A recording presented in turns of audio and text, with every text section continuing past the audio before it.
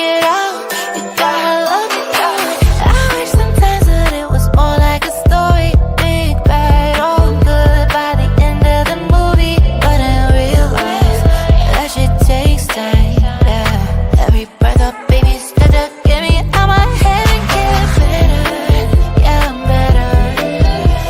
That don't mean no days are good days. I'm better, but with effort. Show me some patience, 'cause I got a lot of shit to recover from. Still carry all of the trauma in my bones. I try, but you'll have to forgive me if I'm not 100 big Gucci, if I'm still a little bit moody.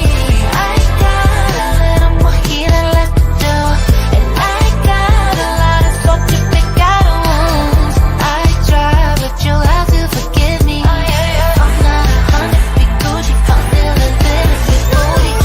I got some healing left to do.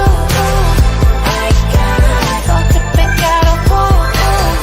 I try, but you'll have to forgive me if I'm not 100 big Gucci, if I'm still a little bit moody. Moody, moody, about to roll my eyes, lie in the bed and cry. You gotta love me through it. Moody, moody, moody, you hate to see me down, that's what helps me work it out. You gotta love me through it.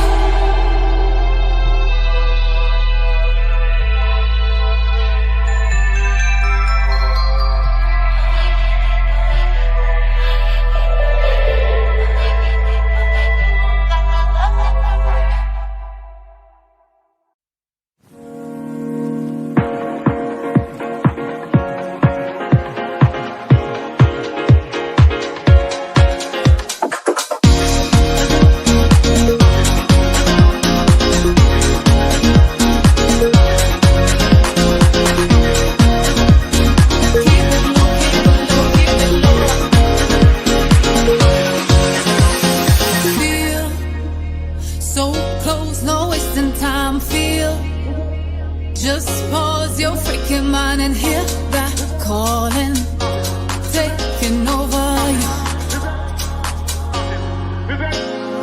Wanna feel it, your vibration, hear your screaming liberation, but keep it low, keep it low, keep it low. You know you gotta keep it low, keep it low, keep it low. Don't you let that know, we can let it go. Feelings go by, flow, come and let it show. But keep it low, keep it low, keep it low.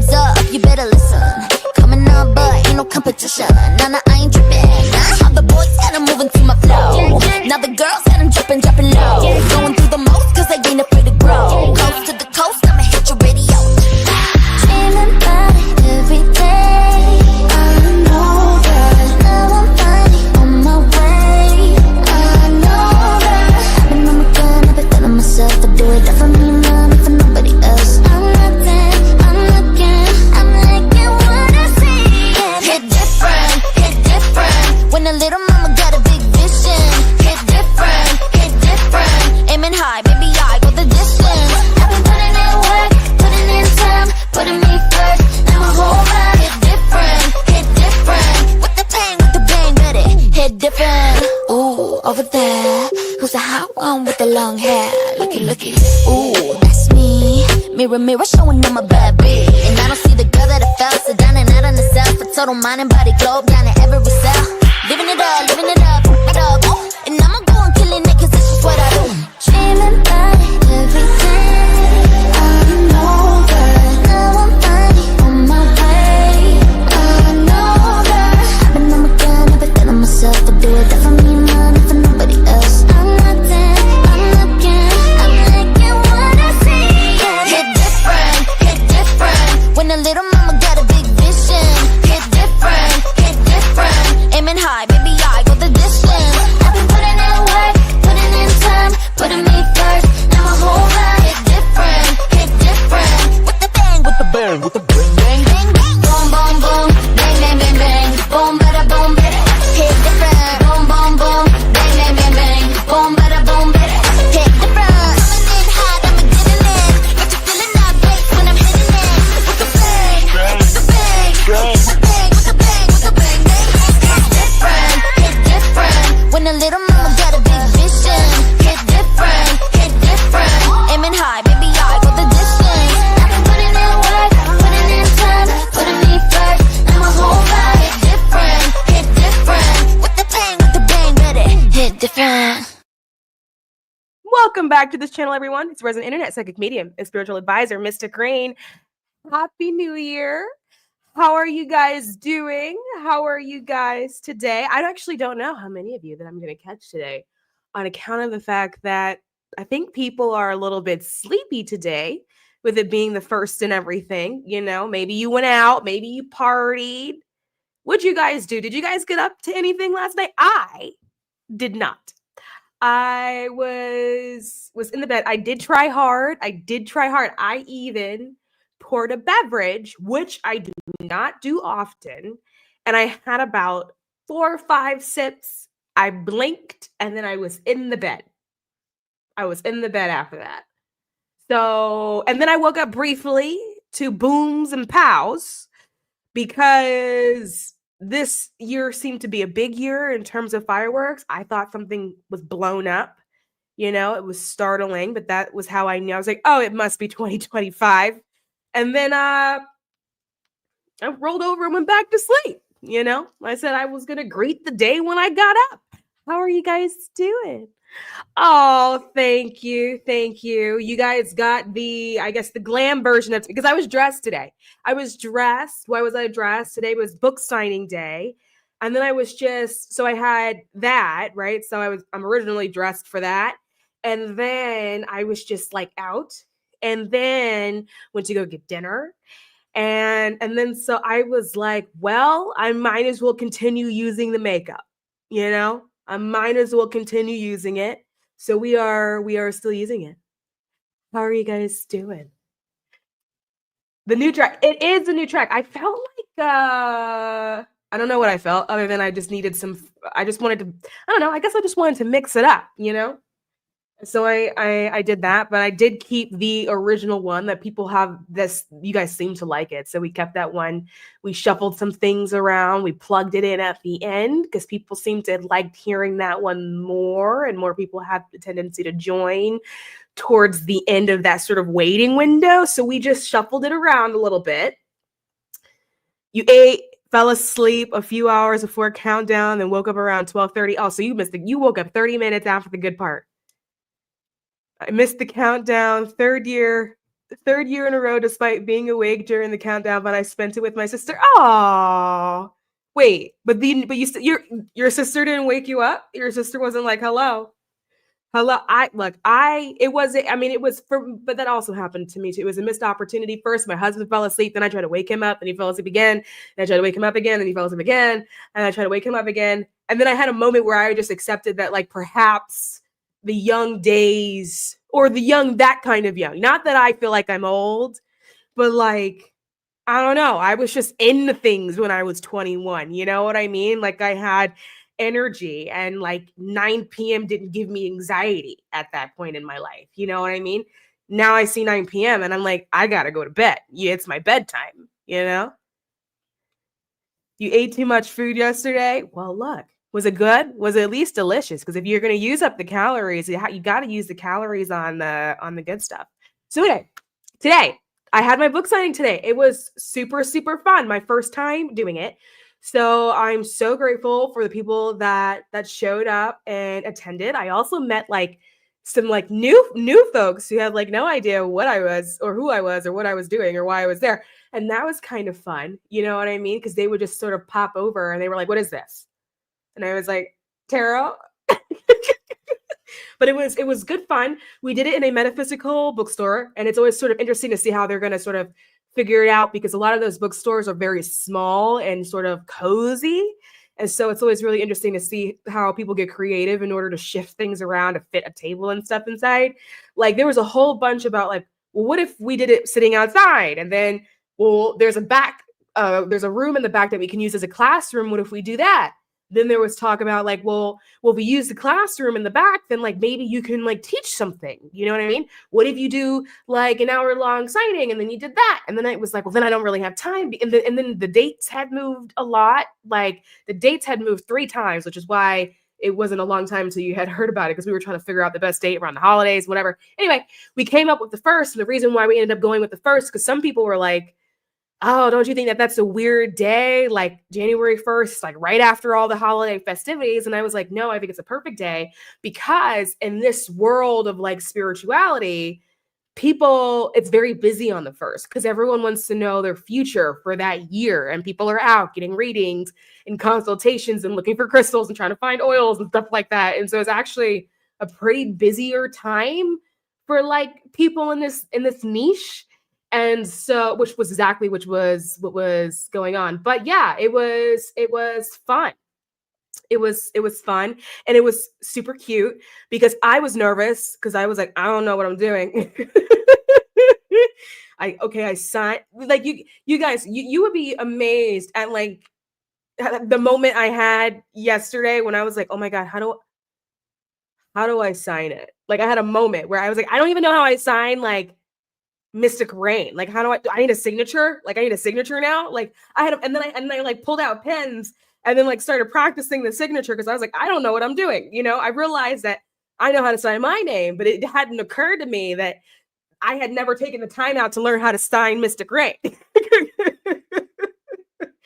then it was like, do I want it to be fancy? Like, anyway, whatever. So I had a whole moment where I was like on the internet and the YouTube rabbit hole where it was like, how do I sign a book?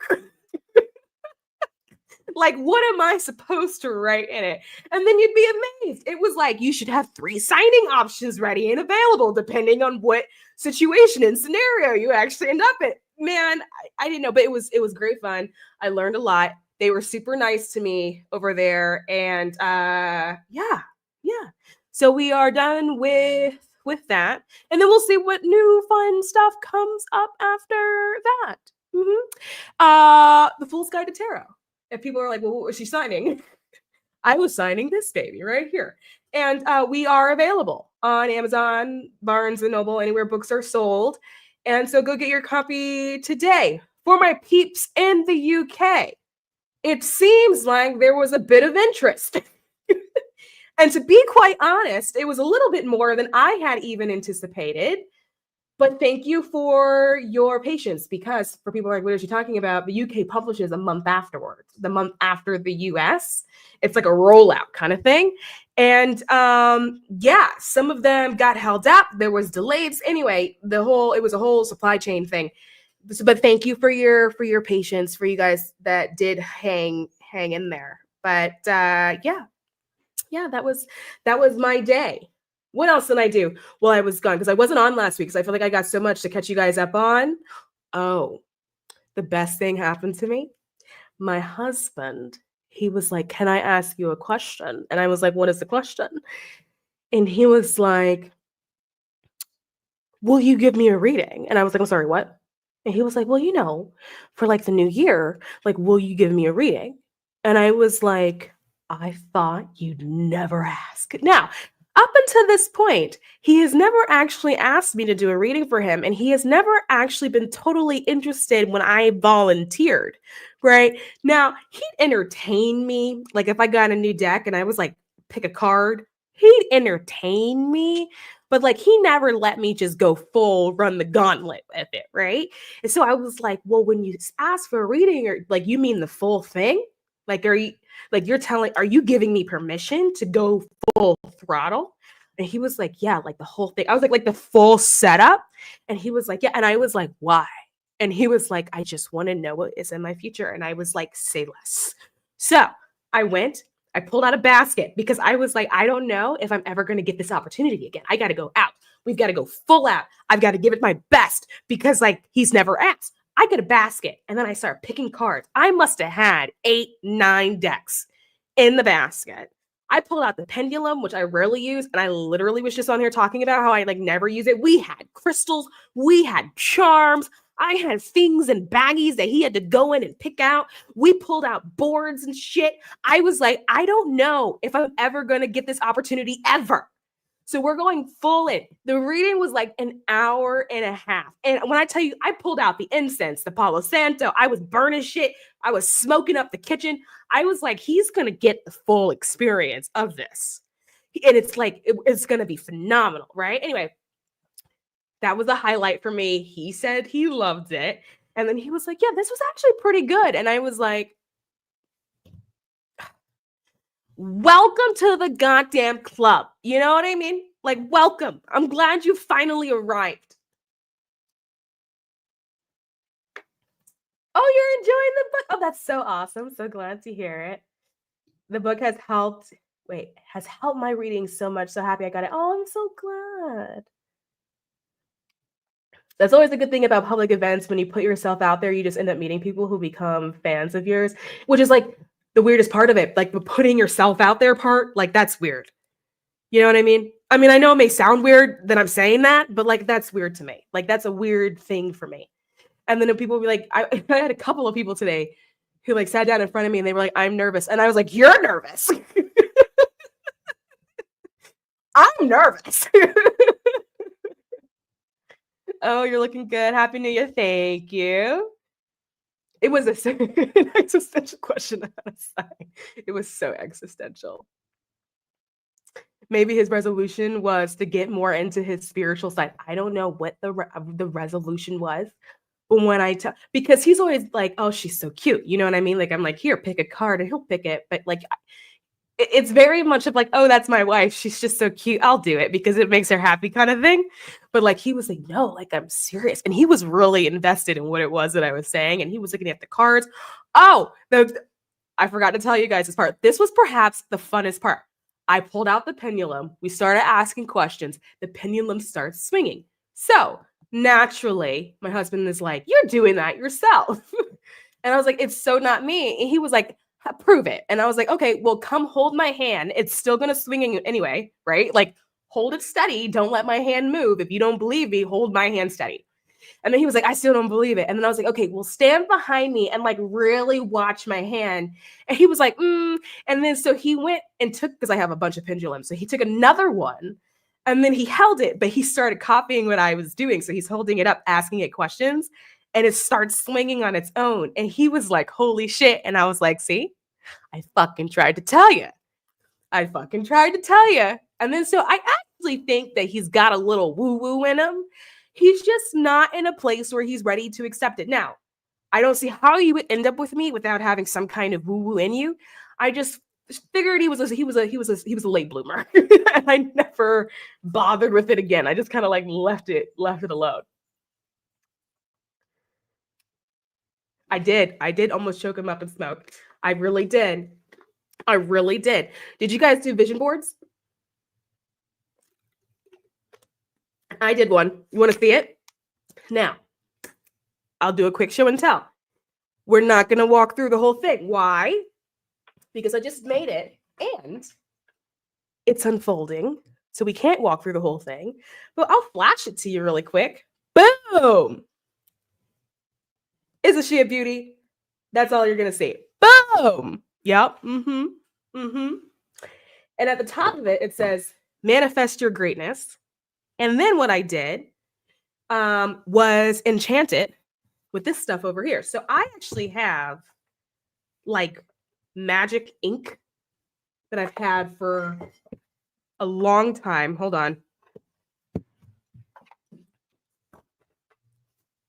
So it's like a glass pen that you dip in ink, and then like magic ink. I've had it for ages, like for years. Like we're talking like 5-6 years. It was from a subscription box called The Witch's Moon subscription box. It was so long ago, I don't even know if they still do what they do. And I highly doubt, and if they are doing what they're doing, I highly doubt they even sell these things anymore because it wasn't part of a selling thing. It was like it came in a box. But anyway, I still have it, and it has inks for protection, enchantment, peace, prosperity, and there's also psychic ink. And so everything on the board, depending on what energy I wanted it to have, it is traced and outlined in one of these inks. So we're cooking. We're cooking with hot grease, okay? We are cooking with hot grease over here.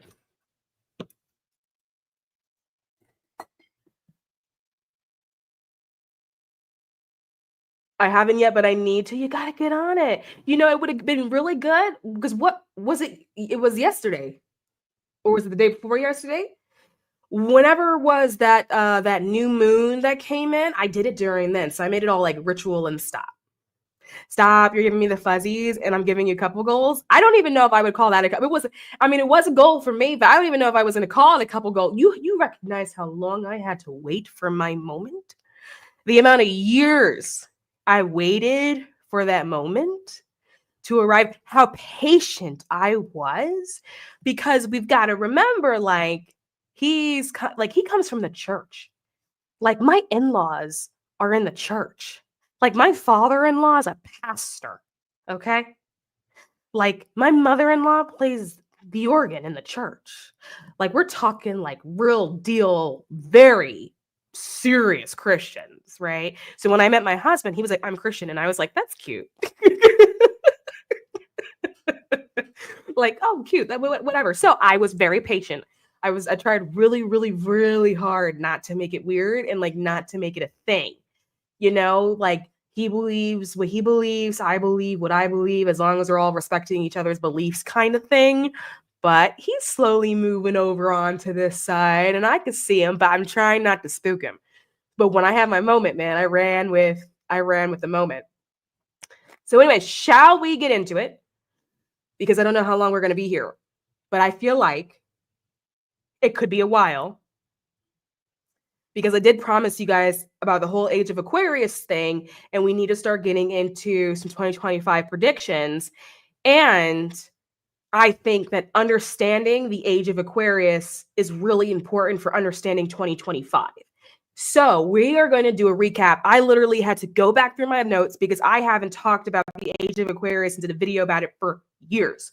So I had to go back through my notes to find and figure out, because I had forgot, you know what I mean? I knew that we were in it, but I had like forgot like the details of it. So I had to like go and recall and pull up the details of it. So we're going to go over that. I did journal and write out my goals. If it helps, it does help. It actually helps a lot. You just have to put it down somewhere. I did not do a vision board, but I love yours. Thank you. What I did was a top-down house and body cleanse. Ooh, and I mean, the incenses were busted out, and I made it through the other side without tripping the alarm. Shit, you know what I gotta do? I gotta go blow cinnamon out my front door. Cinnamon, by the way, is good for money. You want to blow it, you want to like blow it out the door, or blow it in the door. I'm sorry, blow it in the door, because if you blow it out the door, then that's money going out the house. If you blow it in the door, then that's money going in the house. Obviously, you're going to have to sweep it up later. You know what I mean? But you want to stand outside your house and then blow it in the house, because cinnamon is money. Some people do it the other way. They blow it out. But my thing, I've always been like, why would you blow money out your door? Like, let's bring it in the house. So I've always reversed it, right? And I always, around this time of year, before they start going away, I always buy the cinnamon brooms when I see them, and I put them by the doors. So the money is always flowing. So I got to remember, when I get off of here, I'm going to go blow some cinnamon. But anyway, yeah, time to vision board it up. Hi, hey, welcome back, Noah. See, look at you. You had fun here last time, right? I love that I did a reading for my boyfriend and he took it well. Good. One day I want you to give me a reading. You know, it's really interesting because I got, especially today, so many people asked me today and they're like, do you still do readings? And I was like, not really, not in the traditional sense. Like, I think talking to me in regular conversation ends up being a reading because I talk about what I can see and it's a very sort of natural progression. But like sitting down, like tarot cards, like with my husband, I was like, this is going to be a missed opportunity. But normally, I don't really do that anymore. I think it's just because all my energy has been tied up doing it the other way, which is like, well, recently sort of teaching it and things like that. Yes, ma'am. Yeah, well, we're happy to have you, Noah. I'll try to do a tarot spread for 2025 outlook for each month, and maybe I'll get ideas for goals to do or even a vision board. I love that. I love that because that's also a good thing that you just said, because some people a lot of the times don't necessarily know what the goals are, and so they do nothing. And so even like the attempt, like the fact that you're willing to even look for them, to be open to for like a goal landing in your lap, is like you are leaps and bounds ahead of so many other people.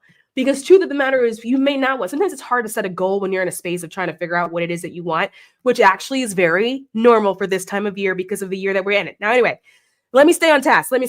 Okay, so Age of Aquarius, right? There was a lot of talk about Age of Aquarius, maybe about 2 years ago. 2 years ago, it stopped. Maybe a year and a half ago, and people now talk about like New Earth, right?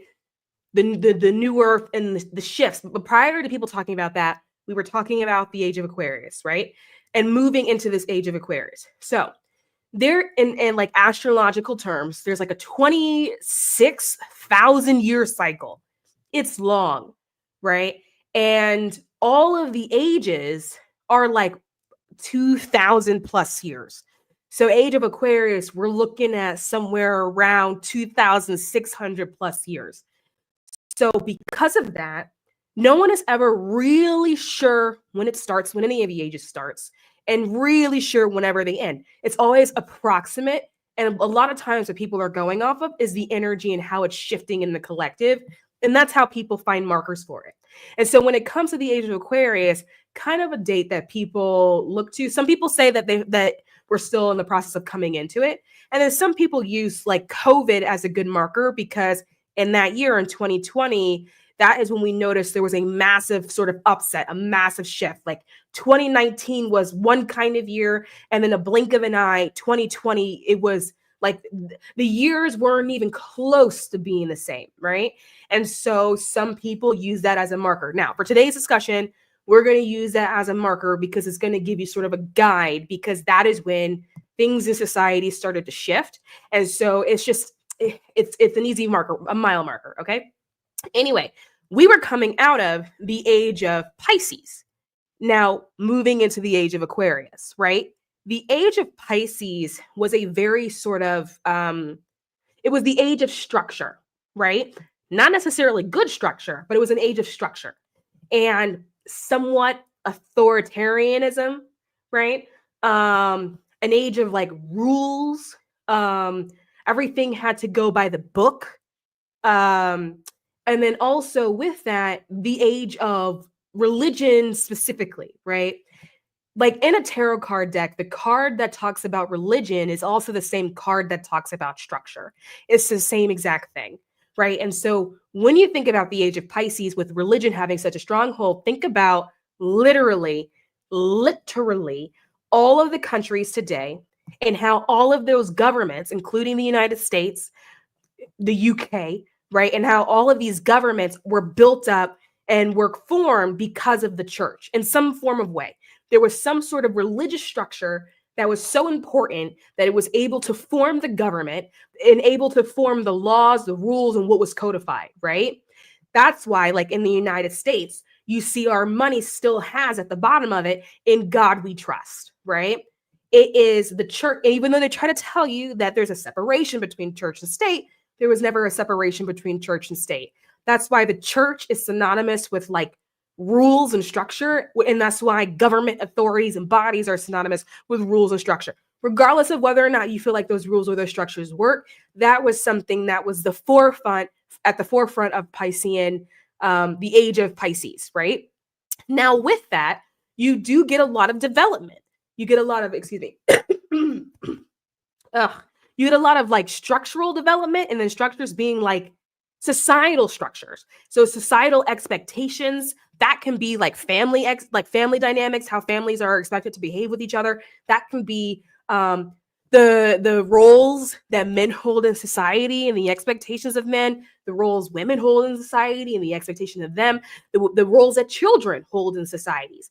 And if you go around the world into different regions based off of whatever that religious structure was, determine the government structure, and then also then determine the cultural structure as well, right?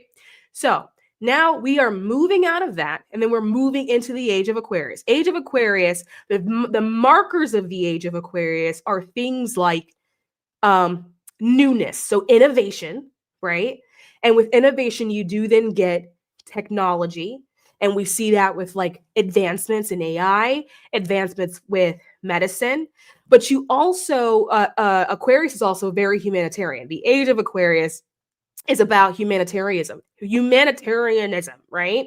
So the collective, the good of all, the good of the collective. And so it's happening while moving into this age, you're going to be looking at the structures that are no longer working, that are from the age of Pisces, and to what it is today, because now we are now focusing on the good of collective. Before it was religion and that doctrine and what that means, which, by the way, the Jesus fish, the age of Pisces, there's a reason, it all links up, right? There's a reason why in Christianity, one of the symbols that is used is a fish.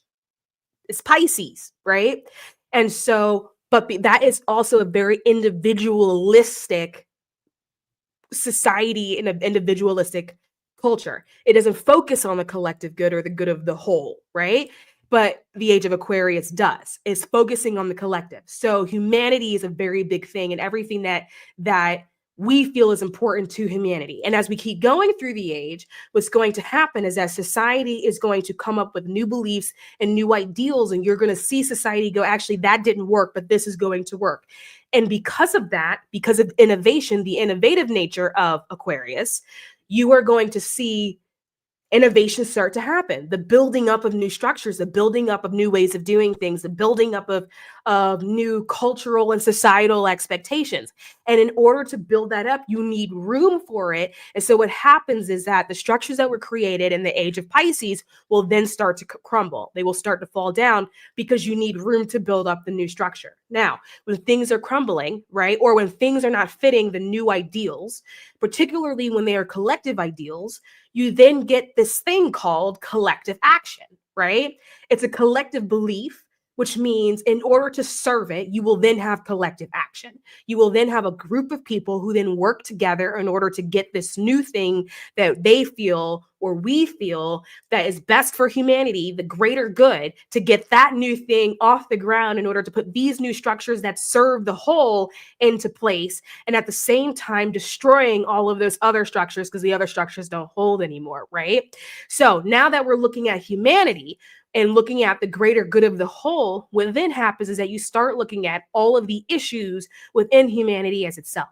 So, for example, you start to see big movements that are born and birth, right? Like think like Black Lives Matter, how it was a global movement, how it kicked off in 2020, right? During the COVID era with humanity saying, actually, that entire group of people does not deserve to die, right?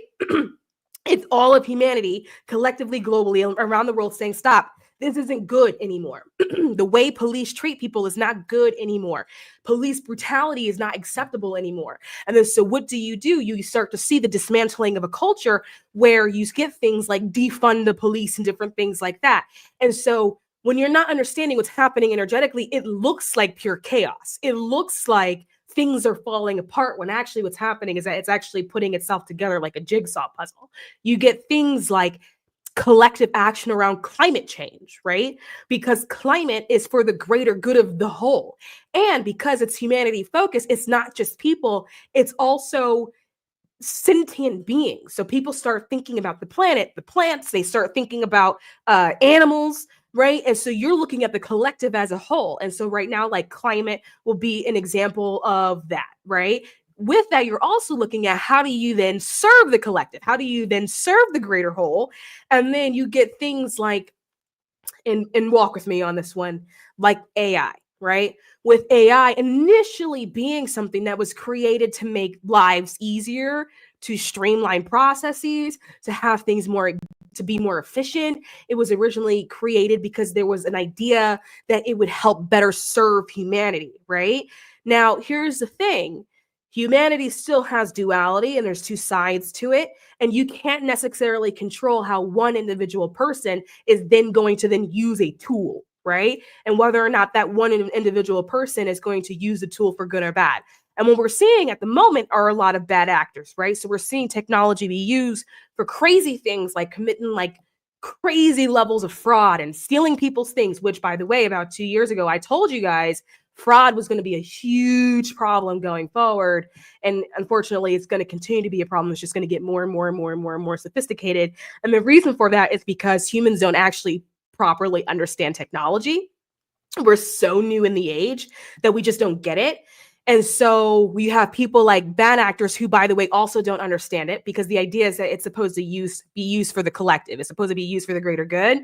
And they're not necessarily doing that. And so there's still an aspect of, even though they're using it in a certain way, that it's still something that's really misunderstood, right? The same thing with AI. It's still a tool that's very misunderstood because humanity is in such early stages of that, right?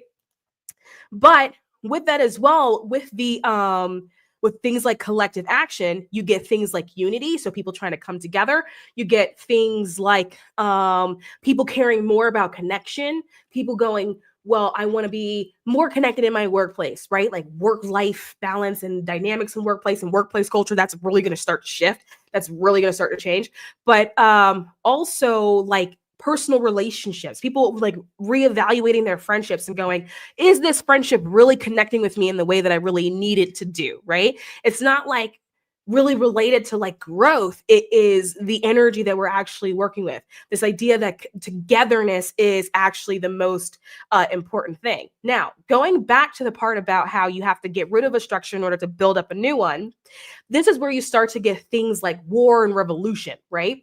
As we start going into this year, you're going to see a lot of conflict. It's not going to end. And unfortunately, for the entire age, it's not going to end. It's not really supposed to, because if you have to think, if you got 2,000 plus years and a very Piscean age, think about like the hundreds and hundreds and hundreds and hundreds and BC. And the fact that we're like BC, the fact that we even have something that like designates like before Christ, after death, all that kind of stuff. Like that's all like age of Pisces. And how long it takes to actually put that together, it's going to take the same amount of time, or if not more, to dismantle it, right? And so that's where we are. We are in the process of dismantling. And so when you're in the process of dismantling, you will then start to get revolution. So you're going to see that play out in small ways. So like in your workplace environment, if you work for an employer and they don't know how to keep their fucking culture together, that shit is going to absolutely fall apart. You are going to see that team band together to do something about it. You're going to see the rise of unions, of people trying to do something about it. If you are an employer, if there's anything that I can advise you to do, is to really focus on your employees, because it's going to shift to be people-centered. It should have always been that way, but it wasn't, right? It's going to be employee-centered. Make sure you hire a real good HR person and have them on your team, because if you don't do the right thing in terms of putting people first, caring about humans, it's going to bite you in the ass, right? Because they will get together and they will revolt. They will be like revolutions of that scale. But then if you scale out and you zoom out, you're going to also see bigger revolutions in terms of countries, right? Like people revolting against the leadership, revolting against the government. It's less about war and it's more about like revolts, because it's collective action. Because Aquarius it's a sign of humanity. It's a sign that cares about the collective. It's going to be collective action. It's not going to be like one person. It's going to be people as a whole fighting for the greater good. Like this is actually something that we just recently saw play out when it came to the whole United Healthcare CEO thing. That it's not that what Luigi did wasn't a bad thing. It is the cause. What you see is a collective agreement on the cause, on the reasoning. And that's what you're going to continue to see going forward. Right. And so with that, this will escalate in a sense of, well, it's going to escalate depending on what side you're on. So if you are on the side of the collective, it doesn't like, it's not going to impact you because you're going to be on the side that's naturally on of the collective action side. Right. But if you are on the side that's like, no, we got to do things the old way, the people that will suffer the most, especially in 2025, are the people that are really stuck on doing things the old way. It's going to be people who are convinced that they have to maintain the tradition, right? Tradition, by the way, in tarot, tradition and religion and structure, those three things are the same card, right? So people that believe that the tradition must stay, those are going to be the hardest people because it's not staying, right? People that are like, this is the role of a man in society. The people who hold on that the longest will have a harder time holding on to it.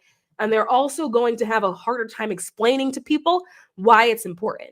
Now, people aren't going to care what you do, but if you're one of those people who are like openly voicing, well, no, like it should be this way, you're going to see a lot of people go, well, why? Like, give me the good reason. Like, give me, like, help me understand why we are going to keep a practice that obviously doesn't work. And it's going to be a situation of like people saying that doesn't work. Like this generation did it, this generation did it, this generation did it. You all failed at it. Why are you trying to make us believe that we're also supposed to be doing the same thing? And if you don't have a good reasoning for that, if you don't have a good answer for that, you're going to have a really, really, really, really, really tough time. So rebellion, revolution, that's going to be huge, right? And by the way, 2025 is going to be when we start like sort of seeing it sort of start creep up. But this is going to be a thing that's happening throughout the age. Like we're talking when this shit is long gone, when we are long gone, and there is history books talking about what happened thousands of years ago, it's going to be like there was this whole era. And because they're not going to understand it from this perspective, it's going to look like this whole era was in chaos and that it was in upheaval, but it's really not. It's just what it's actually doing what it's supposed to be doing. And a lot of the energy is actually playing out exactly the way it's supposed to be playing out. Now, so we're getting rebellion, we're getting revolution, but it's not without reason. It all has a cause. So no one is waking up being like, I want to start a fight today. Like that's not what's happening.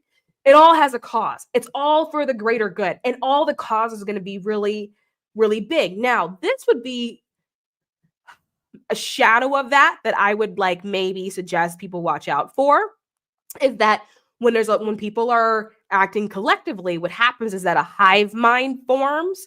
And so people are like, we're doing good work. And a lot of times that's what the intention starts off as, but then a hive mind forms. That's how you'll see a peaceful protest turn into a riot. It's not because it didn't originally start off as a good idea or that there wasn't good intention, is that there was a hive mind formed. And the problem with the hive mind is that when everyone is peaceful, everyone's peaceful. But then when everyone gets upset, everyone is upset at the same time, right? And so you got to be really mindful of that. So if you get to a point where you're like, I want to participate in this protest, because protest is going to be something that's going to continue, because it's going to be a part of the sort of rebellion and the revolution, just keep in mind that if you start feeling like a hive mind is forming, that maybe want to be the time when you're like, actually, I participated for as long as I felt comfortable doing. Y'all be easy. I would take my ass home. That may be a time to vacate, right? Before they start arresting people and setting things on fire, right? Because again, it starts off good because it's collective action, but revolution and rebellion is part of that, right? Now, the last pillar of all of this is the evolution of spirituality. So we are going to see religion turn into spirituality.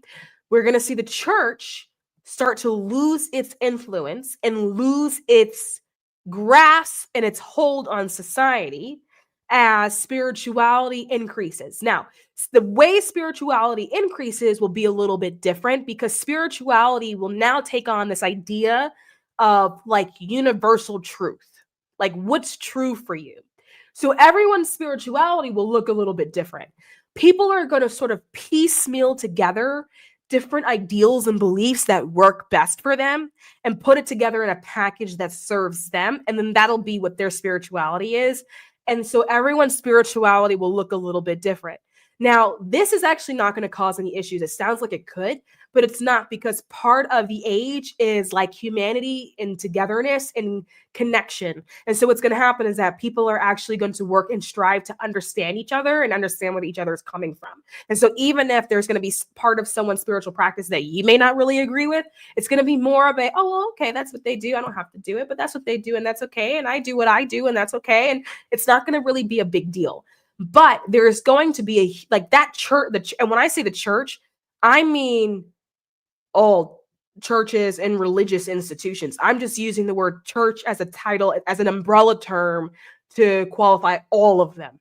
All of the religions, all the religious institutions, they are going to start to fall, and they're going to start to lose their influence. Now, you're going to see some lose their influence a little bit faster, depending on where in the world they are, depending on the region that they are in. More conservative regions, it's going to take them a little bit longer to get there. But what we are going to see in more conservative regions is that when the clash happens, it's going to be more severe, right? Because in like Western societies, the church was already kind of, it's not necessarily that it was falling off. It's just that it's more liberal in terms of like how people live and express themselves. And so the clash isn't going to be so severe, but when you're looking at conservative regions in the world, the clash will be so severe that is where you'll see like revolutions take place, revolutions that will lead to whole destructions of regimes. Like we're talking, you're going to turn on the news and there's going to be a report about how some dictator ran off in the middle of the night, like not even joking. Like they got scared and they ran off in the middle of the night, never to be seen again. They went into hiding, like shit like that, because people went, fuck this. And they started revolting, and they're like, where is that person? Right? That person gets scared. And so then they take off. Right? So that's where you're going to start seeing happening in more conservative areas. And then in more sort of like the sort of progressive areas, the clash won't be so severe, but you will see a decline in the influence. Now, what's really interesting about this, as the decline in the influence happens, there's going to be this weird like dynamic where people who are still very heavily religious, which is not a problem to be heavily religious, it's just that it's just not going to fit well in the society that we're moving into. Whereas before, because it was such a Piscean society and Piscean culture, you can be openly religious. You could, like, it was socially acceptable to knock on someone's door and then tell them that if they don't look at your book, that they were going to go to hell, right? And like, people don't think how weird that is to some people, that like, I don't even know you and you're at my door, like saying these things to me. But because of the culture that we were in, because the church is what created the government and the rule structure and all that kind of stuff, people tolerated it, whether or not they actually agreed with it. But because we're moving into sort of spirituality as opposed to religion, and people are going to be finding their own universal truths and then holding them near and dear, people are going to be more open to saying, I disagree with that. And I don't agree with what you're saying. And I also don't feel like you should be pushing it on me. Those conversations are going to be a lot more loud. And so what I think is going to happen, particularly with people that identify as being more religious, who were traditionally the people who were like being like, you should come meet Jesus, right? It's going to be difficult for them, because it's going to be the first time that people really openly disagreed with what it was that they were saying. It's been a literal entire era where they have been allowed to very openly voice these things and these opinions. And we're moving into a time where people are going to be like, meh, I don't really see, like, how does that help me? And it's not the belief itself that's going to be a problem in the society that we're moving into. It is the rule that comes with the belief. So simply saying, like, I believe in Jesus is not going to be what's going to trigger the discussion. It's going to be that additional rule of like, well, this scripture says that if you don't do such and such and such and such and such, people are going to be like, and why do I have to do such and such and such and such and such? People are going to want answers for what it is that you're saying. We're moving into a time where you cannot just say shit. and then people not say shit back, right? That's old. That's a very old, outdated structure. This is also going to create dialogue and create discussion. We are a society that is not used to having dialogue and not used to having discussion. And so it's going to take us a while before we have an ability to do that without arguing with each other, right? Because we got to learn some communication skills. So that's going to be part of it. It's going to be a lot more eclectic. So the spirituality that you start to see come into form, and it's going to be like my time to shine. People like us, oh, it's our season. It is our time. Okay. People like us, it's our time. No more broom closets, right? So psychics, witches, warlocks, whatever. It's going to be eclectic spirituality, right? UFOs, extraterrestrials, right? Fourth and fifth and sixth and seventh dimensions. All of that, what we originally used to call to be like airy fairy, is no longer going to be airy fairy. Even when it comes to people who practice voodoo, you'll be able to sort of openly do that without it being a weird thing. It's just going to be like, oh, that's that person's versions of spirituality. And people are actually not going to care so much about it. Also, because people are searching for truth, they're coming out of feeling like people are not going to want to be served the truth anymore. So whereas we're coming out of a time where people said, well, tell me what I'm supposed to know, or tell me what I'm supposed to believe. You went to church and your church leader, your pastor, your priest, whatever, told you what you were supposed to think or believe.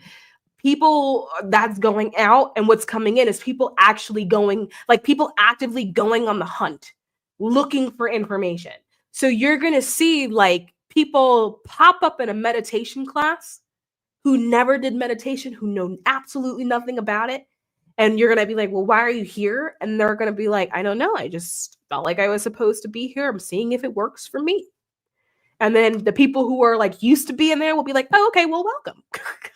It's going to be things like that. People popping up in like random psychic development classes. And they're going to be like, well, did you ever want to be a psychic? And they're going to be like, well, no, I never really thought about it. I just thought it would be cool to try it out, because people are going to be actively hunting. It's going to be like people are going to start this process of exploring what works for them and like what doesn't, and then forming their own belief systems to it.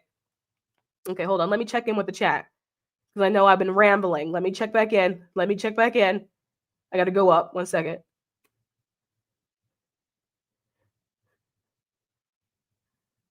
Wow, this has been a minute. Hey, Mystic. Hey, Michelle. Thank you for casting. Me? I casted something? What did I cast? I don't remember. I don't know if you're talking to me. Happy New Year. Happy New Year. It's so satisfying when I can tell we are all collectively deeply listening and leaning in. Love it. And then you guys are talking to each other. I'm curious if you know and have an opinion on this. I learned this week about the Pope opening 5 portals on Christmas Eve, and people were going wild with conspiracies. What do you think? I don't think anything when I hear things like, I saw that, I did see it. But like, people like us have been opening portals since the beginning of fucking time. Like, it's weird, but again, right, all of that is going out anyway.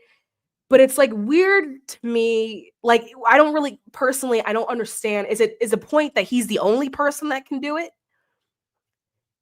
Like, I don't really know. I don't really get it. I do think that perhaps you could have opened them a little bit earlier, you know? I don't know, but when I see things like that, it doesn't stop me. I don't feel moved by it, because it's information that there's an entire group on this planet is already aware exists, that happens, that they may probably be able to do themselves anyway. And so I don't find it to be particularly unique or special. Now, if I was someone that felt like I was like a practicing Catholic and it meant a lot to me, I may be moved by it. But like, I don't know, like I work with the spirits on a regular basis. You know what I mean? So it doesn't really move me. Crystal says, I'm ready for the new structure. MK says, wait, this sounds exciting. I'm glad that you feel like it's exciting, or that it sounds exciting. I heard one of my other favorite teachers talk about the veils disappearing more and more, and everyone will start seeing angels and cryptids and things like that, miracles in a platonic realm. It is well, it's not that the veil is disappearing, is that people are becoming more sensitive. People can just see. People can see in the way that they can't. Going back to the idea of like everyone being on the hunt for the universal truth. When you start looking for your truth, you start to see. It doesn't matter where you are in life. It doesn't matter. It doesn't matter who you are. The moment something clicks in your spirit where you go, this doesn't feel right. I need to go find the truth, is the moment this opens. Like, I know there's a whole lot of ritual to like decalcify the pineal gland and all that kind of stuff. But once you start looking for yourself and your own truth, all of the stuff, it just opens up for you.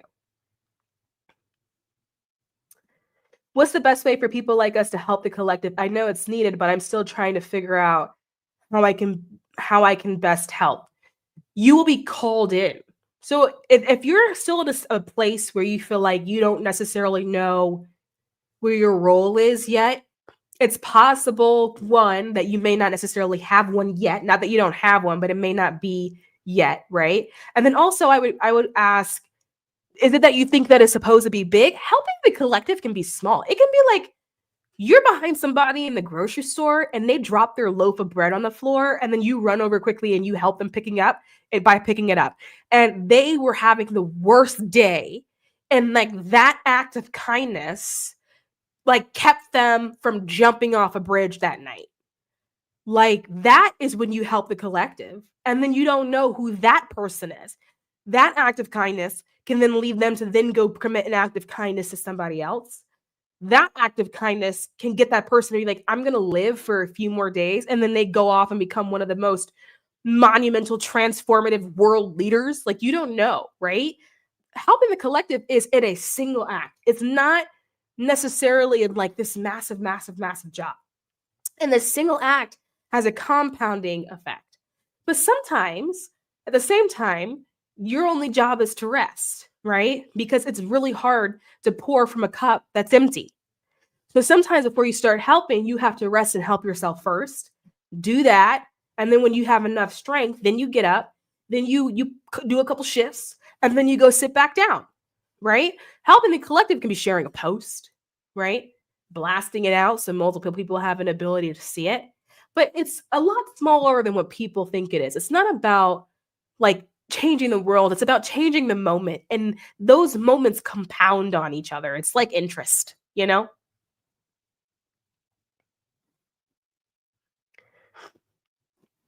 From what I gather, the big deal was one of the doors was at the prison and one of the doors was named. Lisa, that's right. It was, okay, that's right. That's what it was, which is probably when I checked all the way out. And also it was the energy harvesting and the fog in places was from that. Yeah, all right. Have fun. I don't understand like why it had to be so theatrical or whatever. But like, again, like that's the church. Like Lucifer exists in the church. It doesn't exist outside of the church. It's not a concept that exists in spirituality in and of itself. It is something that was conjured up by the church. So if you got to go put his ass back somewhere or let him out somewhere, do what the fuck you got to do. That shit ain't got shit to do with me.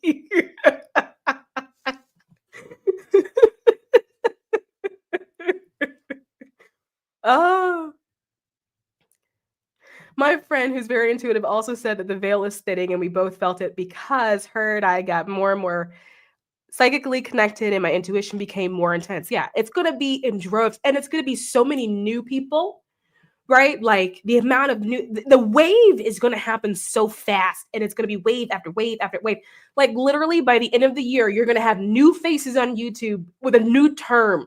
Like right now, they're all the sort of the newer spiritual teachers are talking about the new earth. Give it to the end of the year. There's going to be a new something else. They're going to have a new term, and it's going to be a new pack of faces, new teachers teaching about a new concept. And the way it's just going to be wave after wave after wave after wave. And it's going to be, and it's going to feel like it's picking up speed.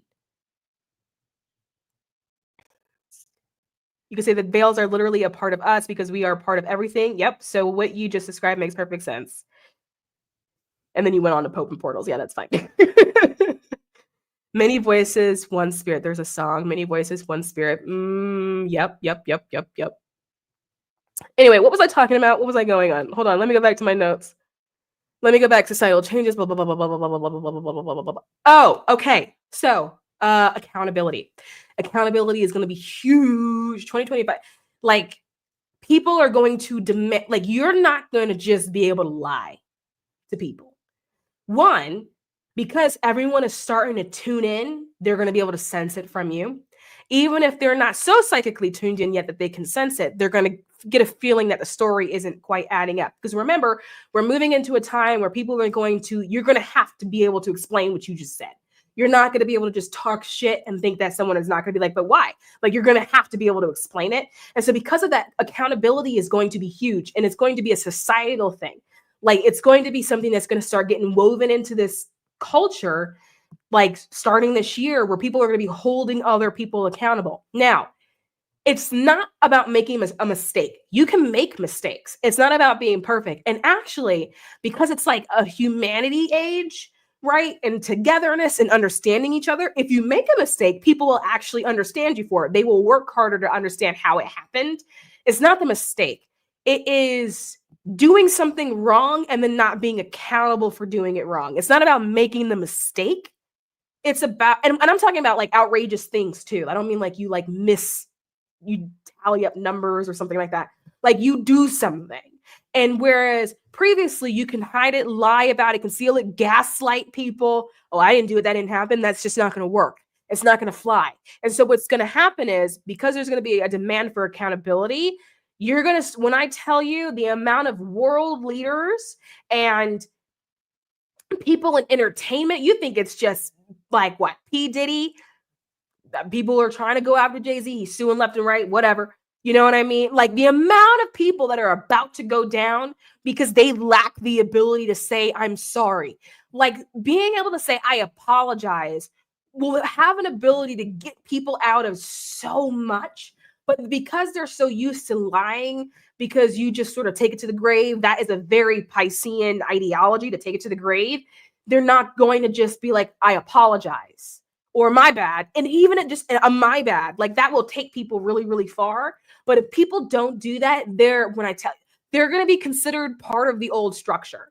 And if people get identified with an old structure, they're going down. You are actually going to get to a point where you're going to have to make choices and decisions on where you stand. So, for example, going back to the UHC thing, the United Healthcare thing, it's not going to be okay in the future to work for a really messed up employer. So much so that, like, when I was like downloading all of this, I was thinking about my past and employers that I've worked for, because I've worked in politics. I've worked for some seedy people. So much so that, like, I won't be able to get away with that type shit, right? Like, it's one of those things that even I took a minute and like stepped back and went, oh, I'm going to have to be really mindful about who I work for going forward, what they're doing, what they're saying, how they're treating people, right? And even if it's a situation where, like, that person, or it starts off good, there was good intentions, if at any point in time it goes south, you gotta jump ship. You have to leave. And people are going to do that. You're going to have to leave, because what's going to happen is that, depending on what roles you're sitting in these kind of organizations, people are going to look at you. Well, why were you there? Why didn't you do something? Why didn't you stand up? Why didn't you say something? Like, what? And you're going to be like, oh my God, like, I was just trying to pay my bills. And people are going to be like, no, like, why were you a part of that problem? You're not going to be able to be a part of structural issues, right? People are going to use it. Like, people are going to identify you with the problem, and like, you don't want to be identified with the problem. Now, the flip side of that is that you're going to see the birth of a lot more new companies, organizations. You're going to see a huge rise in nonprofits, because remember, your collective action, humanity. So you're going to see a massive rise in those kind of areas. And so there are going to be jobs. They're just going to shift to different areas. You're going to see like tech companies talk about, like, I don't even know if this is the word or if this is a thing, right? But what I'm hearing is like sustainable technology, like some kind of, you know how like you buy food, and then and then on the food packet, it's like vegan, and you're like, thanks, these are crackers. I don't understand why you felt the need to tell me that. But thanks for the notice. It's almost like there's a new badge that like they're going to come up with, or a term that like these tech companies are going to come up with, and it's just going to be on all their websites, like sustainable technology or something along those lines. And I don't really know what it means yet, or what they are going to want it to mean, but it's going to be like some variant of we treat people well. It's going to be, so take things like diversity and inclusion and like equal pay, and then combine it and create some sort of weird updated slang term, and it's going to be something like that, and it's going to be everywhere, and they're going to be like, we do things in a sustainable way. It's going to be like that, and they're all going to start rebranding themselves, and you're going to see a lot more new companies pop up, and that's going to be their whole shit. It's going to be their whole selling point, that this is what we are. This is our identity. This is how we're different from the competitors. This is how we're different from these other guys. And this is why we're better. Come work here. Come buy our stuff. Different things like that. Or we don't use the same warehouses in China. We're not using the same sweatshops. It's going to be different things like that. This is how we're sourcing our product. This is how we're sourcing our employees and shit like that. It's going to be like that. Oh, so this is an interesting one. Because I went, this is actually spinning off of accountability. Men are going to start having, well, men feel like they're having a hard time now. But they're really going to feel like they're having a hard time in 2025. Specifically, white hetero men. Like very specifically white hetero men.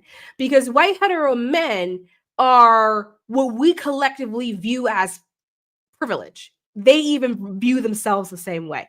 Even if they're like, I don't feel like I come from privilege. I come from poverty. I live a modest life kind of thing, right? Like, it's not going to matter if you're like a white hetero man. Society as a whole globally views white hetero men as like the poster child for privilege. And therefore, there's going to be bigger movements to hold them accountable for shit. And they're going to be like poster childs, right? And there's even going to be people calling it out, like, would we even be having this conversation if he wasn't white and if he wasn't a man, right? And so it's also like anything that they say and said in the past, like it's a feeling of like they just got to be on really good behavior this year, and they have to hope that shit that was done in the past, even if they were like 21 and dumb, right, doesn't leak out. It doesn't leak to the surface. And if it does leak out to the surface, the best thing that they can do in that moment is immediately stand in front of it and be accountable for it. The best thing that they can do is be like, I apologize, whatever it is. It's like one of these, it's an energy, because it's going to turn, remember, it's collective action. Sometimes with collective action, you get a hive mind. People are going to be on a train, right? And so you're not going to be able to be like, well, I didn't do that. What's going to happen is there's going to be an assumption that you probably did.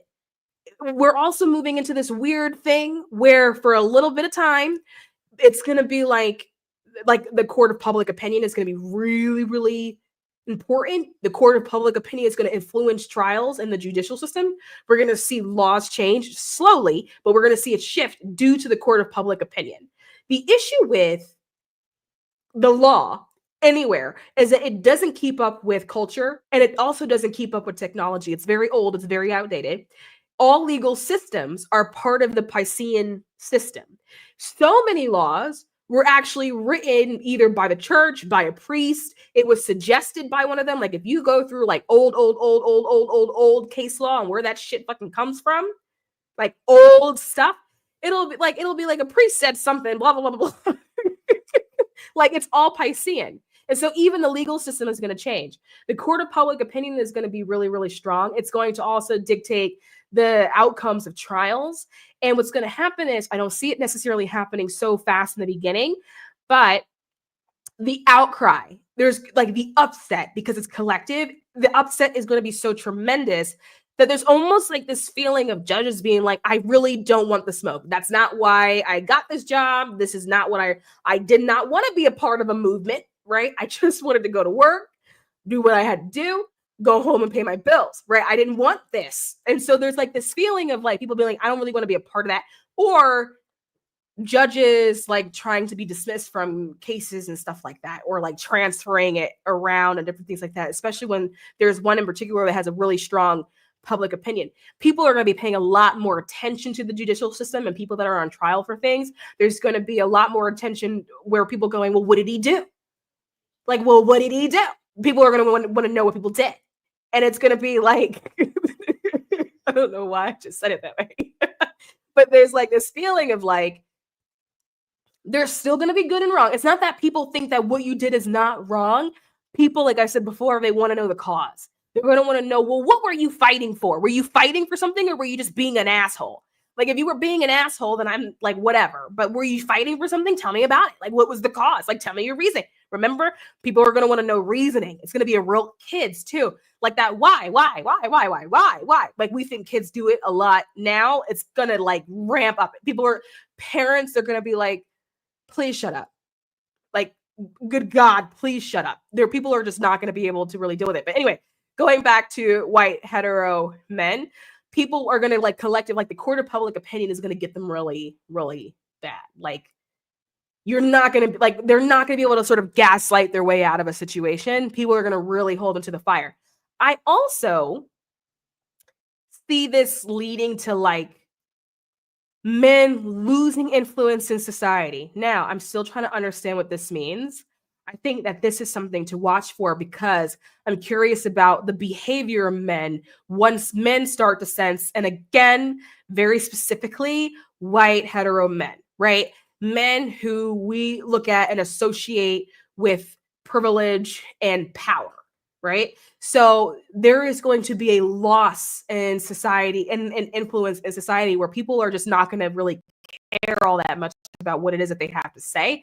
And the only people listening to them are going to be each other. So they'll listen to each other in ways to sort of support each other. But literally, if you belong to any other marginalized group that can ever be marginalized, those groups are going to be like, like there's going to be a decline in influence. And the reason for that is there's so much that's about to come out about what people have done to people, what people have said to people, how people have treated people. People are going to be sharing their experiences about what has been done to them.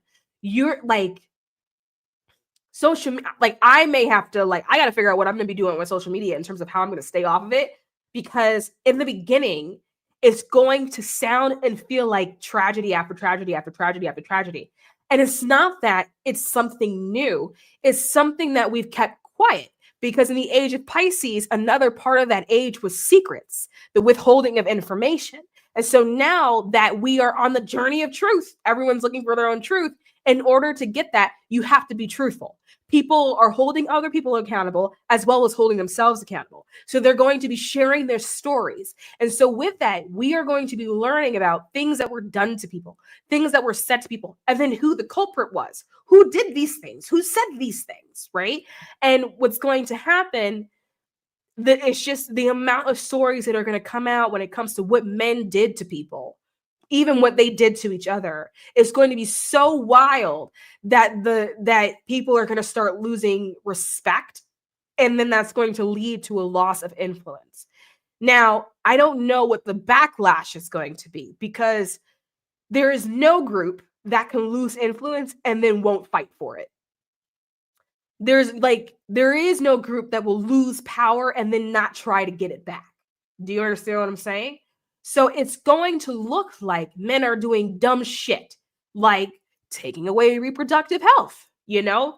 But really what a lot of that is trying to maintain influence and maintain power, commenting on things that they don't really know a whole lot about and trying to make decisions on it that they were able to do back in the age of Pisces, but it's going to be harder for them to do as we move further and further into this new age. And then you'll start to see it in 2025. It'll be harder for them to get it through, to get like these dumb decisions through. And the things that do make it through, you're going to see repeals. Like these appellate courts are going to be very busy this year. very busy. There's going to be appeal after appeal after appeal after appeal, because that's what happens. You try to build a new structure, the old structure gets mad, they'll fight for its position, the new structure will fight for its new position, and it's a back and forth, back and forth, back and forth, back and forth, back and forth kind of thing, right? I'm also concerned a little bit that this is going to lead sort of in a rise of anger, and if that could potentially lead to violence, I'm a little bit concerned about that. However, with the new accountability culture that's going to start kicking in, I do see people holding people accountable. So I don't see it being a situation where you could just sort of get off on doing whatever it is that you want to do in terms of a retaliation because you feel a certain type of way, but that it's going to be like, and why did you do that? You thought that this was okay? You thought this was acceptable kind of thing? Like, people are going to be like, you can't do that. Or they may try to do something and it's going to be like a no. This is also going to be a year where narcissists are going to have a really hard time, right? Because it's all sort of falling under that sort of that bucket. It's a big sort of accountability bucket, or people are not going to just sort of sit back and take it. Like, if you go back to looking at like the revolutions and looking at the different rebellions, right? It's literally a situation where like a world leader will say something terrible, and then the people will be like, well, why the fuck did you say that? What the fuck is wrong with you? Right? And then it starts a problem. It'll just kick off, you know, because people are like, we're done. Like, we're done with this, like no more, right? Also, I see, with that, more people are going to expect authenticity and connections, and then relationships. We talked about that earlier. The social media landscape is actually going to change a lot. So social media is on a cycle. Social media does operate on a cycle, by the way, for those of you that weren't aware. It seems like we're about to cycle out and also cycle in, right? So like, and it's a few like random things. Like, one thing I see, like, advertisements are going to be like, no, hold on. I got to find the word. Money being spent on creators. I see that not necessarily reducing, but more rerouting. It's the money is rerouting, right? And so once upon a time, brands would use the money that was available, and then they would then hire creators and influencers in order to do whatever it is that they get to do. But the world of influencing is going to change, and we're actually going to see less influencers, but more people on social media. I'll give me a second. And the reason why the money is going to be rerouted is because those brands have figured out that all you got to do is hire somebody in-house and then do it yourself. So brands have figured out how to make viral content in-house. So they're going to be hiring in-house teams and having larger social media teams, right? So their digital teams and their social media teams are going to grow. That's going to be a really popular space for 2025, and they're going to be doing it all in-house. Some brands are going to have like a separate office that they make some sort of like makeshift production kind of office, and they're going to be shooting all of their stuff out of there, like whatever social media platforms that they're actually using, and making viral content from there. And so the need for using influencing will decrease a little bit, but it's not that it's going away. It's more that it's rerouting. Influencers are also going to start going down. The idea of what we consider to be an influencer is it's going to change and it's going to shift a lot, but it's also really going to reduce. Now, pre-COVID, pre-age of Aquarius, because COVID is what we're using as our marker, that was before everyone was on social media. So the people that were on social media, that was more so considered to be like a platform, right? People that were on social media had a platform, or they were sort of building a platform. The idea is that it was more sort of community. There was a little bit more community based to it kind of thing. And then post COVID, everyone sort of flocked to social media because nobody had anything else to do, right? And then so you just had a lot of people. And so what happened is that there was a period of time where it just kind of confused everything. When you saw people who maybe had really high numbers, because pre-COVID, we went, oh, that's an influencer. Post-COVID, it was like, that's an influencer too, and that's an influencer too, and they're an influencer too. It got kind of mixed up a little bit. And so there's going to be like some kind of like social media reset in terms of what society views as influencing, right? Now, because we're moving more so into like this age of truth, and like that means people are going to prioritize authenticity and like realness and shit like that. And so who people consider to be an influencer and who is not considered to be an influencer is actually going to shift. Now, that's not going to necessarily mean anything for the success of the whatever platform that they're using. It may not necessarily mean anything in terms of money, depending on how they're monetizing their stuff. But it's more so like a shift in sort of labels and terms that people will actually use. Now, the amount of people that are going to use social media is going to go up. So if you feel like social media is crowded, it's not like it's going to stop. It's going to continue to go up. But there's always going to be space for you because again, what people consider to be influencing is going to change a little bit. It's going to, so for example, you may look at someone and go, well, they're in my niche and we do similar things and they have larger numbers. And so they must be doing a thing and maybe I'm not doing a thing, but then so the way society will frame you and frame that person, the society could potentially frame you as an influencer too, an influencer instead. The society, the definitions are going to shift a bit, is what I'm saying.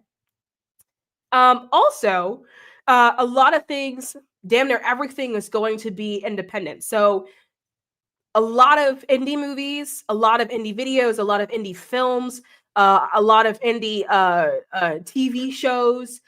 People are going to be doing it themselves. A lot of indie artists, you're going to see and the people that are going to sort of rise in popularity and like rise to fame are going to be regular people. Now, it's regular people because the barriers are breaking, right? That structure that says that you have to be this, check this box, check this box, check this box is disappearing. And so that is sort of the segue for regular people. But because authenticity is going to be such a big deal, people are going to look for that. They're going to crave for that. They're also going to favor people that they consider to be regular. This is going to be someone with a regular personality that speaks regular, whatever that means. It's going to be people who have a regular body, right? There's going to be a lot more representation too in terms of like body type and body size, right? Because society is going to be like, well, this is regular. People look like this, but people look like this too, right? This is representation, but this is representation too. And so you're going to see like regular people like just like, you know, sort of rising in popularity, rising in fame. By the time we get to the end of 2025, the people who are going to be considered famous at that time are going to be like people who would have never made it in like 2010 kind of thing, right? Like people, or like if we're going back to like a Britney Spears era, or Paris Hilton, people who would have never checked any of the boxes is going to be those people who are like now like having their moment. You're also going to see like a lot of indie artists and musicians. It's literally going to be people who are going to be sitting at home on their couch and they're going to be like, I really fucking love dancing. And maybe like already make TikTok videos of themselves dancing and they're going to be like, I'm going to film a music video. Why can't I do that? Why can't I do it myself? Why do I need to wait for a big break? I'm going to do it myself. And then they're going to do it. And they're going to like post it. It's going to be things like that. And so you're going to see like big companies, labels, industry execs, people who are right now considered to be like gatekeepers, really vie and fight to try to keep interest in that, to try to keep making money off of the art of other people. That is going to be a theme in 2025 of them doing like slick shit to get money from, even though people are trying to be indie, they think that they're indie, but then maybe they post, I don't know, a song somewhere and then they realize how much money like this company actually made off of it versus how much money they actually made off of it kind of thing. That's still going to be a thing in 2025. This is something that I'm actually seeing more so for like 2026. 2027, there will be collective action. So it's one of those things that when I like with these companies, it's more of a count your days kind of thing. It's because right now you're clawing at it for money. And like right now you're going to be successful with the claw. Like right now you're going to get it, but like count your days. It's that kind of thing. Because at some point in time, just collectively, people are going to be like, fuck this. I'm not giving it to you. You can't have it, blah, blah, blah, blah, blah. Let's see. Oh, in the next 5 years, you're going to see a lot of, I feel like we're going to start seeing countries dissolve. So like there was a country that existed and it doesn't exist anymore. Like it's just, and that's going to be like a result of all of the revolutions. All of these countries, remember, are established in the age of Pisces. The structure is fucked up. Their procedural methods are fucked up. Their judicial systems are fucked up. The way it's all set up was set up in the age of Pisces. It doesn't work for the age that we're in today. And so a lot of them, we're going to start, like, in 5 years, we're going to start to see countries dissolve. Like, we're going to be the old folks, and like, we're going to look at a map and we're going to be like, when I was young, the map was different. Like, the map is going to start changing because these countries will dissolve. There's also, I'm sensing too, like, nostalgia. Like, a lot of old things coming back. And it feels very more like nostalgia and less like vintage. So you know how, like, they always say, like, fashion likes to make its way back every 30 years kind of thing, you know? It doesn't feel like vintage. It feels like nostalgia. Like, people are reminiscing on good moments or good times when they were younger, and then they're bringing that back. But it doesn't feel like it's being received as vintage. It feels like it's just being brought back, and it feels nostalgic.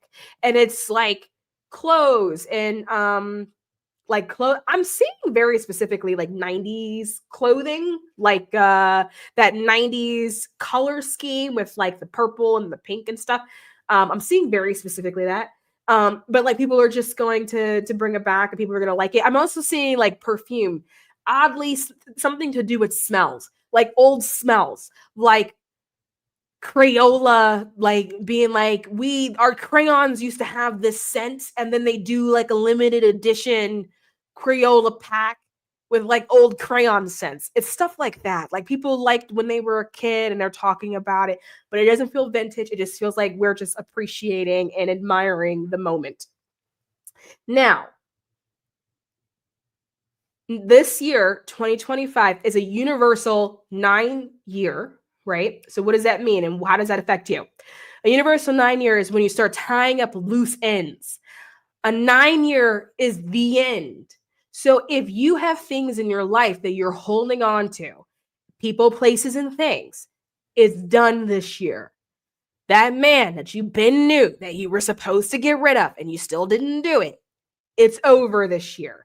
That job that you was supposed to leave, you're out this year. Like, it's the tying up of loose ends. Like, we're done. This is the end of the story. This is the end of, like, not the chapter, it's the end of the book as a whole. Like, this is the end. Now, with that, it's also the beginning, right?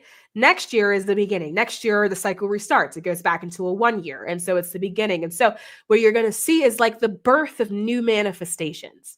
Last year was an 8-year. 8 is when things start to speed up, because that's when your manifestations start making its way in. So for some of you, you would have noticed that towards the end of 2025, your manifestations started to peak in a little bit. They haven't necessarily fully materialized, but they started to peak in a little bit, right? And so what's going to happen is, for those kind of situations, you're going to see in this year that it's going to grow, and it's going to grow as the other stuff in your life starts to close itself out. So as you start making room over here, because you're closing out, it's going to start growing in this area because there's now room for it to actually exist, right? And the things that have been lingering, and you're going to know what they are, will start to close themselves out. A lot of you will probably feel like that the last couple of years, things have been leaving your life. People have been leaving your life. Your life was sort of changing. Maybe you feel like there was a moment where there was a rug that got pulled out from underneath you, that like now things are just going, right? And so maybe you hit a bit of a plateau at some point last year. This is the year where all the loose ends get tied up. If you are in a situation where you feel like everything has left already, this is not a call for a second shoe. This does not mean that there's another shoe that there's about to drop. If you are already in the position where you feel like so many things in your life have ended, so many relationships in your life have ended, it's all gone, it's nothing else left, then it's just nothing else left. The universe is not pulling a bait and switch. It's not going to pop out of a closet and say, boo, it's done now, right? Now, for those of you that still have things lingering because maybe you dragged it in with you when you probably shouldn't have done that, those things are going to start clipping and sipping themselves off and like moving out of the way and getting it out of your life. And also, it's going to be things that you want gone. It's going to be people that get on your nerves. You may love them, but it's going to be things that you're like, okay, it's ready. It's time. Like, it's time to go. And you need it to go for new things to come in. It's all in preparation for newer things. You're also probably in a space where you feel like that maybe recently you've had this desire for something new. You may not necessarily have like an explanation for it. You may be in a time right now where you can't explain it to anybody. You may have like a seed of an idea of what you may want to do next, but you don't necessarily have an ability to like give someone the blueprint of what that actually looks like. That's okay if that's actually where you are, because it's just part of the energy. As you go through this year, that will start to solidify itself more and more and more and more and more in terms of what it is that you want to do. It's possible we may get into New Year and you may not have the full 100% plan, but you'll have like 70% of it or 80% of it, as opposed to maybe only having 5 to 15% of it as what you may feel like you have currently at this moment, right? It's just because loose ends are being tied up and then the new things are starting to sort of unwrap themselves in order for you to be like, okay, let's move when we get into next year. This could be too like an overhaul of stuff. You may feel like you were going left and now you want to go right. You may want to have a completely different career. You may feel like you had a whole family, your kids are grown, and now you want to go back to school. You want to start all over. It's for a lot of people, it's just a feeling of like wanting to start from the beginning, wanting to do something else, wanting something completely fresh, because it's like a 9-year cycle. Think about how long it takes to complete a decade, how long it takes to do shit in a decade. For a lot of people, you live an entire lifetime in a decade, and then you get a new one, right? And then you do something else. And so that's the energy that we are going to be working with. But this is not a shoe, right? Because I say these things and some people are like, oh God, what's happening now? It's not another shoe. So if you already feel like things have already ended for you, this is not a surprise. It's not a gotcha bitch moment, okay? Like there's not another shoe. All right, I'm going back to the chat. Let me go back up. Let me go back up.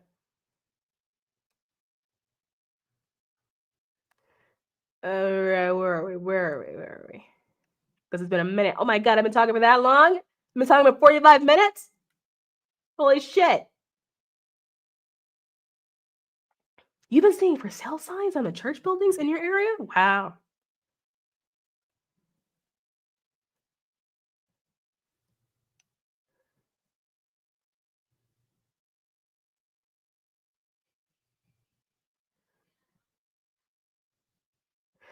Da, da, da, da.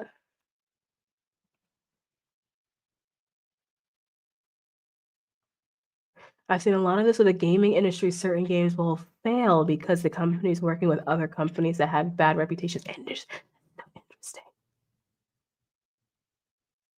We're all technically midwives right now, birthing a new world. Woohoo, getting mentally prepared for growth pains. Ooh. Rewboat Deer, 2022U. Man, when I tell you, I would be choking over these these usernames.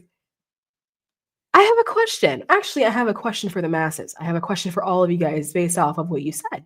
Mentally prepared, like being mentally prepared for growth pains. What if there was another narrative? And what if that was that growing didn't hurt? What if there are no growing pains? Also, not saying that I think that you mean that growing hurts, right? But I do find that sometimes the language that's used, because this is also not your language, this is just the language that we use in society, right? But sometimes the language that we use that oftentimes we're given from society will then infiltrate our belief system well before we even know that that's what's happening. Right. And then so sometimes what happens is that when we are out of our comfort zone, which is a time when we're growing, we think that like, oh my God, if I go outside my comfort zone, I'm going to be really uncomfortable. Right. It's going to be like, I'm going to hate it. Right. And like, but what if you didn't have to? Like, what if you just didn't have to hate it? Like, what if it just like there was no pain there? You know what I mean?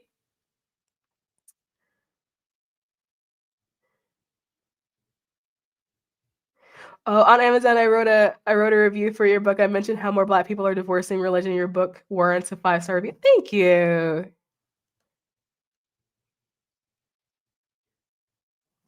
That makes sense because they were talking about how bad AI is for the environment, which is so unnecessary and easily avoidable, and the sourcing of minerals from Congo and Apple. Ooh, I didn't. Wow, they do it from the Congo.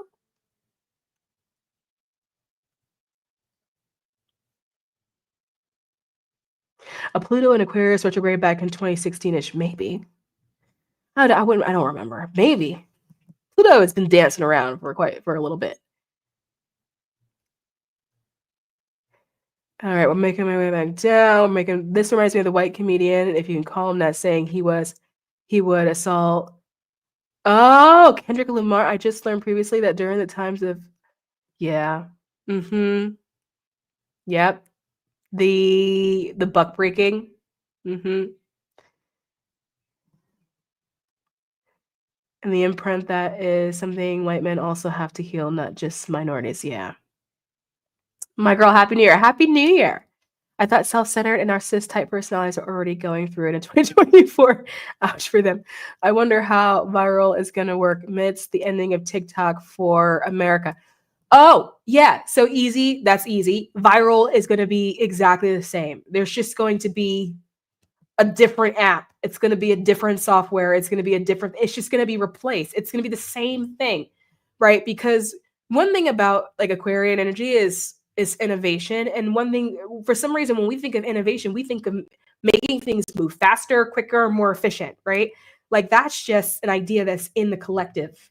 And so it's just going to be a different app. Maybe it's not called TikTok. Maybe it's called TokTik. You know what I mean? Maybe we call it clock. Maybe we call it watch it. You know what I mean? Maybe it'll be some other word that is derived from time or something. Or we're going to see Meta create another app or add a new feature to Instagram or something like that. But there's going to be something that'll replace it. But viral will be the same. I do think, though, that eventually you will have to get a higher number to be considered viral. So like before in the old day, you could hit 1,000, that was kind of viral. Then it was 10,000, then that was kind of viral. Then it was 50,000, and the number just went up and up and up. The thing with TikTok is that TikTok did such a beautiful job of giving us vanity numbers, and like people will be like, "Oh, I have 250,000 followers on TikTok," but if you meet those followers in real life and you ask them, "Do you know this person?" They'll be like, "No." Like they couldn't tell you who they were, which is like back in the beginning of social media. Like think about like the old heads on Face or on YouTube who have been like, "Well, I've been here for 15 years." Those people, right?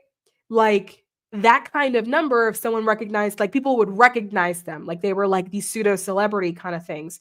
But TikTok has done a really good job of making regular people regular. The idea of novelty and notoriety of like having big numbers or platforms or social media, I think TikTok has really changed that. I'm not entirely sure if I think it's a good thing or a bad thing. I think TikTok has made it really accessible, which is a good thing. I think that's something that serves the collective, but the notoriety is gone. The novelty of like having these and it takes a lot of work, by the way. Like the novelty of like having these platforms, it's gone. And now all of these numbers are vanity numbers. They don't necessarily have a whole lot of meaning for things. Sometimes it doesn't necessarily always translate very well. Sometimes those numbers don't necessarily always convert to anything. And so yeah, I do think that because of that, at some point, we maybe not 2025, if it is 2025, the end of 2025, we'll see the number will have to be higher. So now it's like I got 1 million views on TikTok. It's gonna have to be like I got 5 million. Then the threshold is gonna change. I'm pretty sure it's going to anyway. That's what it feels like. Some are doing too much, trying to be online popular.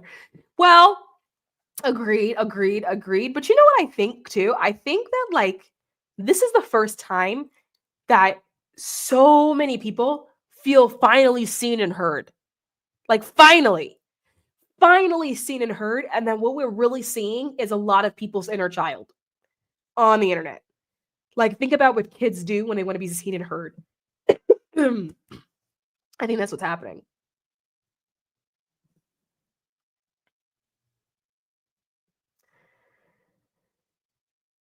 There's been so many Easter eggs in life around this. I hope this goes viral for you. This is good shit. Well, thank you, but I've recently let go of the viral dream. I used to have a thing of like, well, why can't I go viral? And then I just realized like,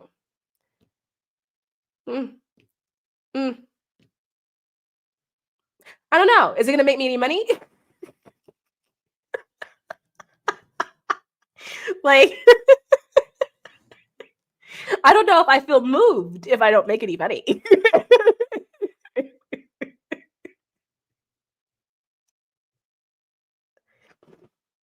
I don't know whether to feel nervous or excited. Well, why would you be nervous? Are you talking to me? Are you guys talking to each other? You're probably talking to each other. My inner perfectionist can unclench. Thank you, because my personal year was a tower card for 2024. It was too busy dragging my butt naked on sandpaper for the manifestation to even come near me. This is the strength card. I'm glad that you got the strength card. Cheryl, you're a new sub. Welcome, dear, if you're still in here. Welcome. We're happy to have you. It's true about TikTok. My friend did an assignment on TikTok and she recommended that I promote my art there because of it. LOL. But this was years ago. I still do think that like TikTok is great for promoting because it's a great place to like get it in front of eyes. TikTok is shit at converting because, and I'm not mad at it for it. And the reason why I'm not mad at it for it is because that's not what it's for. Like, that's not what it's for. TikTok, if you want to get your art in front of people and you just want people to see it, I think TikTok is an amazing place to do that. But it just doesn't convert. But again, that's not what it was for. It was for fast, fun, easy entertainment. That's all. Fast, fun, easy entertainment. And I think it serves that purpose really well, actually. I feel part of me wants to let go fully of the idea that it has to be painful, but another part is expecting it and waiting for it. I'm soothing her. Yeah, I get it. It's very common. It's a very common thing. TikTok made it easy, but also made it kind of meaningless. But the algorithm of meta apps makes it really hard. We shall see. The thing with the algorithms is that, well, it changes. And I think that technology moves faster than people. And it moves faster than the rate of change that the majority of people are comfortable with. And so I think that like when you think about like the old algorithms, like the pre-COVID, pre-Age of Aquarius algorithms, right? Those algorithms were different because it was easier to understand how you were doing. Those algorithms favored follow count and subscriber count, and over everything else, like that's how you used to have to like follow someone or you wouldn't see them. It was like kind of a requirement. Like you would see their face one time, and if you didn't hit follow, you would never see them again. And so if you resonated with their content, you would have to follow them. Whereas like now it's like interest based. People can get your content and they don't have to do anything for it, and they don't have to do anything to keep it, right? They don't have to interact with the post. They don't have to like, share, subscribe, follow, nothing. All they have to do is like watch it. And they don't even have to watch the whole thing. They can skip through it if they want to skip through it. And they are rewarded by seeing your content again or content like yours again at some point in the future. The issue with this is that it's really hard as a creator to tell if anyone saw your shit. It's also really difficult to tell if the things they saw they liked because you don't actually get the number feedback. Before you had number feedback. Like on YouTube, you had to like it. You had to share it. And all of that information is reported on the back and we can see that, right? Like you had to subscribe to it. But then when it changed, all you had to do was like, you just had to be interested. It's an interest model now. And we can't, as the creator, it's really hard to see what people like. That's why people go viral and they're like, this? Like, this is what you liked? Why did you like it? Like I put in all this work and all this other content And like no one looks at any of this, but this is the one I wasn't thinking about, planning about. Like this is the one that went viral. And then people spend so much time and effort trying to figure out how to duplicate it. And then they can't figure out how to duplicate it. And then they have like that one viral video and then they get really discouraged because they can't figure out how to produce another one.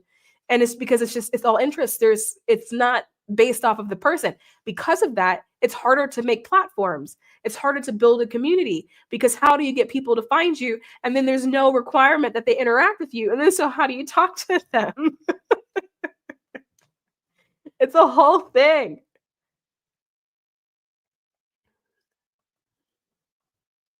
People have millions of views on TikTok and then 10,000 on the next. It's so inconsistent. It might not be my time yet. That's also true. It may not be my time. But there's also like, I could be in my time now. I just don't know it, right? Like sometimes I think we use outside numbers as like a way to like verify. I don't know what, but like, yeah, I guess verify or not verify to validate, But like this also too could be my time because like, I mean, I know my path. I don't know the details of my path. You know what I mean? I know, like, I can very much see where I end up. I can't tell you how I got there. But what I do know is that everything is always working out in my favor and there's nothing redundant and everything is meant to benefit me at all times. And so if this is where I am today, that means there's something in what's happening now that is actually working for me. I just don't know what it is yet. And maybe 5 years from now, I may turn around and go, oh, maybe that's it. I feel like really good shit often doesn't go viral, but that's actually one of the things that's gonna shift in media and or social media because the people are gonna change what they think is an influencer. They're gonna change what they think is good shit. Right now, it's being run by the companies and corporations. That's very Piscean. That's not very Aquarius because there's no humanity focus on it. Eventually, it's gonna be the people deciding. It's gonna be the court of public opinion.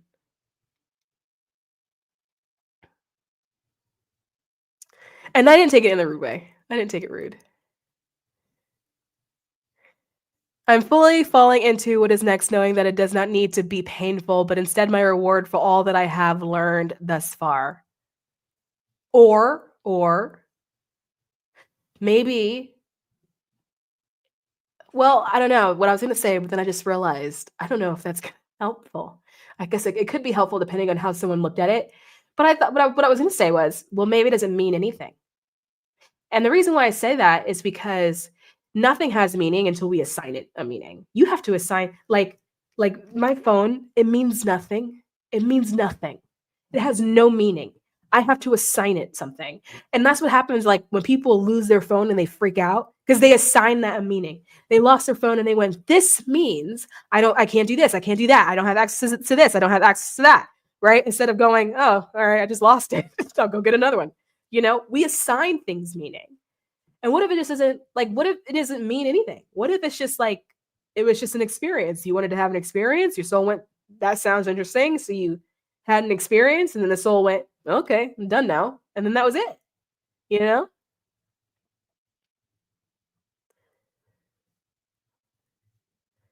Glad you caught the live. I'm glad you caught it too.